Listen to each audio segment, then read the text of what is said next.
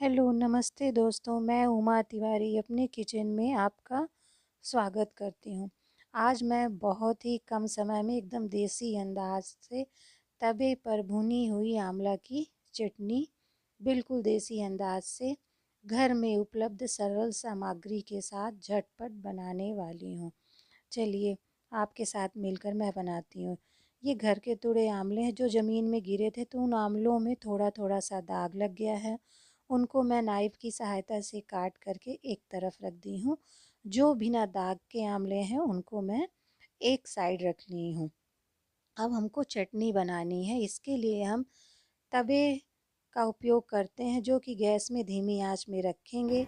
अब जो फ्रेश आंवले थे जिनमें दाग नहीं था उनको पूरी तरह से पहले मैं पूरे तवे में एक एक करके अच्छे से फैला दी हूँ। जितना तवा है ना उतना ही आंवला डालना है। अब उसमें मैं सरसों का तेल उपयोग कर रही हूँ। बस पूरी चटनी में मुझे इतना ही तेल का उपयोग करना है।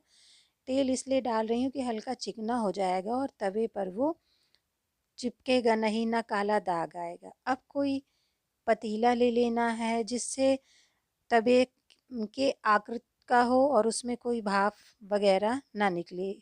अब हम इसको चेक करते हैं कि क्या इसमें भाप बन रही है। अगर भाप बन रही है तो ये हमारा परफेक्ट है, इसी को हम ढक देते हैं।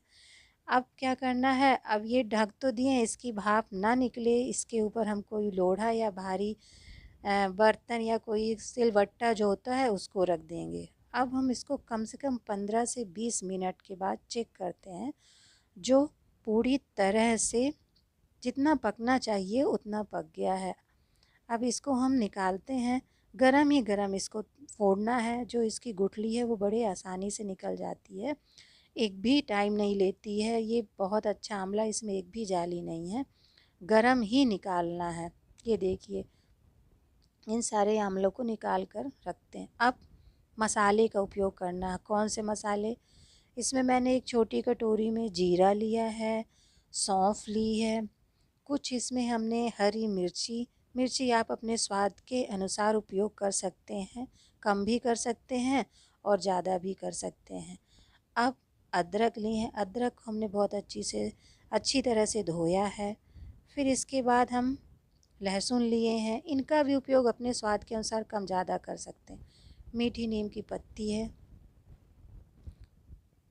अब एक पैन लेते हैं, उसमें हम जीरा और सौंफ को हल्की सौंधी खुशबू आने तक भूंजते हैं। ज़्यादा नहीं भूंजना है। जब इनकी चिट चिट की आवाज़ आने लगे तब तक इनको हमें भूंजते जाना है,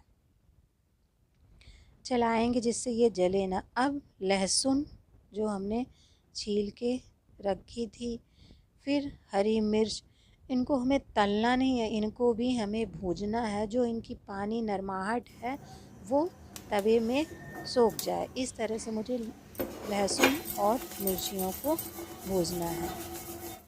अब जो मैं सौंफ और जीरा ली थी उसको एक छोटे से जार पे डाल देंगे। इसी जार पे मैं लहसुन और मिर्ची को हल्का दुरदुरा पीसूँगी, बहुत महीन पेस्ट नहीं करना है। अभी इस आंवले की मैंने जो गुठलियाँ निकाल के रखी तो उनको एक साइड कर देंगे। ये हमारा जीरा, सौंफ, लहसुन और मिर्ची का पेस्ट बन के तैयार हो गया, जो कि बहुत मैंने महीन नहीं पीसा है। बस इसी तरह से पीसना। अगर ज़्यादा महीन पीसेंगे तो मिर्ची का पानी जो है वो छोड़ने लगता है।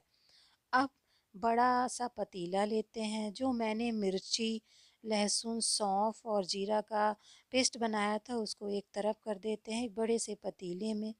अब इसको हम देखिए, कुछ मिर्ची की कलियां दिख रही हैं। अब इसमें जो अदरक था उनको छोटे छोटे पीस काट करके और छोटे वाले जार में उसको आंवले के साथ पीसना है। तो ज़्यादा महीन अदरक नहीं पीसेगी, ना अदरक का पानी छोड़ेगा।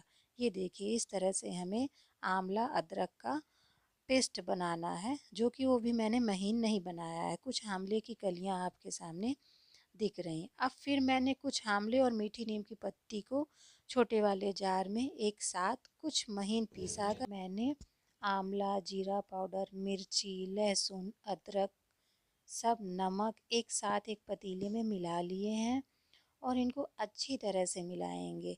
इस पे कोई अब तेल ऊपर से कुछ नहीं डालना है क्योंकि हम चटनी बना रहे हैं। अगर अचार बनाते तो हल्की राई पीस करके हम डाल सकते थे। ये इतनी स्वादिष्ट बनती है जो कि आप लंच में, और अगर आप 10 से 15 दिन तक का सफ़र करते हैं तो बड़े आसानी से इसको रख सकते हैं। ये एक भी ख़राब नहीं होगी।